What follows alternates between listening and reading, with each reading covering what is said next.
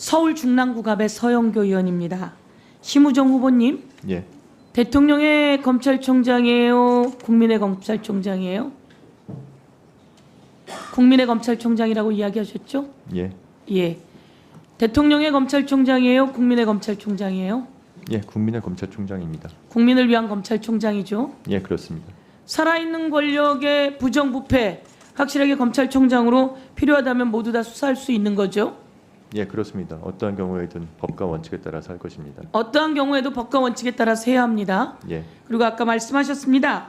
검사들이 제대로 수사한다고. 그럼 이렇게 한번 물어볼게요.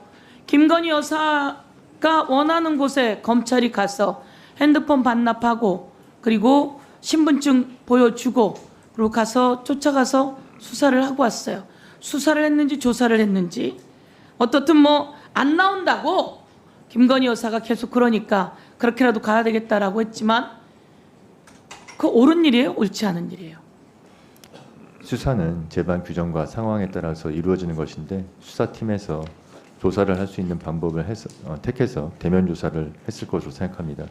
그러면 김건희 여사가 안 나와서 갔죠? 그랬겠죠?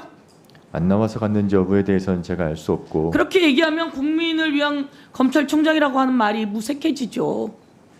앞에는 그렇게 말하고 뒤에서는 꼬리를 내리시면 안 되죠. 꼬리를 내리는 것이 아닙니다. 수사 이 세상에 준칙상 어디에 그렇게 가서 핸드폰까지 반납하고 그리고 김건희 여사 변호사가 나와서 여기 폭발장치가 있을 수도 있기 때문에 그렇겠다라고 하는 말 들으면서 검사의 자존심을 갈기갈기 찢어놨는데 그거 바로 잡으세요.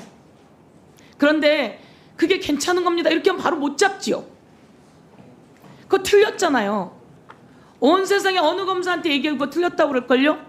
그런데 그 말을 못해요. 검찰총장 후보께서. 제가 오늘 답변 못하는 그 모습으로 볼게요. 이에 대해서 제대로 답변 못하고 이에 대해서 문제 있다라고 말 못하고 그러나 국민을 위한 검찰총장이 되겠다고 말했으니 향후 또 지켜보겠습니다. 꼭 그렇게 하십시오. 그런데 정작 이런 것에 대해서 말도 못하면서 말씀을 못 드리는 게 아닙니다. 수사 준칙상 보세요. 조사의 장소는 제3의 장소에도 할 수 있도록 규정이 되어 제3의 있고 장소에 가서 검사가 신분증 확인하고 핸드폰 반납하고 그러고 한 적 있어요? 경우에 그것도 대통령의 부인이에요. 검찰총장을 역임했던 대통령 부인이에요. 거기까지 가서 그러면 안 되는 거죠. 다른 정말 어려운 환경에 있는 사람이 있어서 거기 갔다 그러면 이해를 해요. 살아있는 대통령의 부인이에요. 그것도 주가 조작 23억에 300만 원 이상 디올백에 샤넬 향수에 등등을 받아서 국민의힘 당이 총선에서 대패하지 않았습니까? 그런 데 가서 그렇게 했으면 그것은 그렇게 이야기하면 안 되는 거죠. 제가 지켜볼게요. 아무리 말해도 그건 아니에요. 그렇게 약해서는 안 된다는 말 드리면서 이원석 검찰총장이 얘기하잖아요. 법 앞에 특혜도 예외도 성역도 없다. 그런데 이번에 김건희 여사 법 앞에 평등 원칙이 깨졌다. 사과한다. 이것도 약해요. 이 정도는 돼야죠.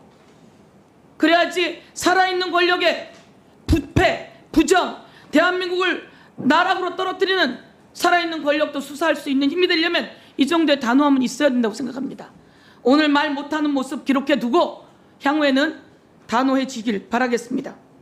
한동훈 국민의힘 대표도 그렇게 얘기했어요. 국민의 눈높이에 맞지 않다고. 최혜병 관련해서도 제3자 특검이 필요하다는 식의 얘기까지 하고 있어요. 그런데 이와 관련해서 우리 심우정 후보는 그렇게 얘기 못하죠.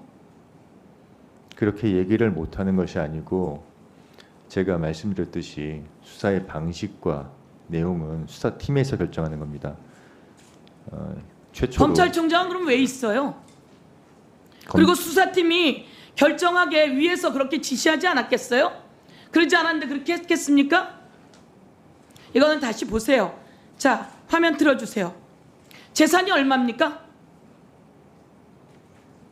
108억이시더라고요. 심우정 후보자님, 재산이 얼마십니까?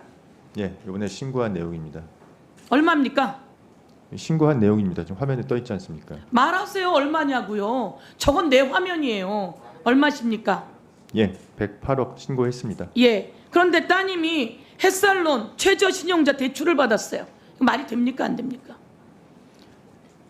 저희 딸이 혼자 살면서 스스로 생계비를 벌기 위해서 아르바이트도 하고 모자란 부분에 대해 자. 대출을 받은 것입니다. 이런 거는 가난하고 힘들고 어려운 사람 대출 받으라고 있는 대출이에요. 이거를 108억 재산 신고한 후보자가 제 딸 대견합니다 이렇게 얘기할 내용이 아니라고요. 이런 것부터 제가 말하는 건 가난하고 기회가 없는 사람들에게 대출 받으라고 준 대출 내용이에요. 햇살론과 최저신용자 대출은. 저는 이것까지 이렇게 쓰려고 상상도 못했어요. 이 부분은 제가 보기에는 되돌아봐야지 됩니다. 위원님께서 말씀하신 대로 또 청년들이 또 상실감을 느낄 수 있다는 그런 말씀 주신 것 같은데 그런 부분 저도 일정 부분 공감하는 부분이 있습니다. 사과하실 내용이십니까? 사과할 수 있습니까? 다만 사과할 내용은 저는 아니라고 생각합니다. 저희 딸도 제가 그러면은 저희 딸한테 뭐 돈을 보태주고 이랬으면은 괜찮겠죠. 그게 아니니까 저희 딸이 홀로 한번 살아보겠다고 홀로 한번 살아보겠다고 하면서 심우정 후보자는 그러면 햇살놀과 최저신용 대출이라고 하는 게 왜 있는지 몰라요?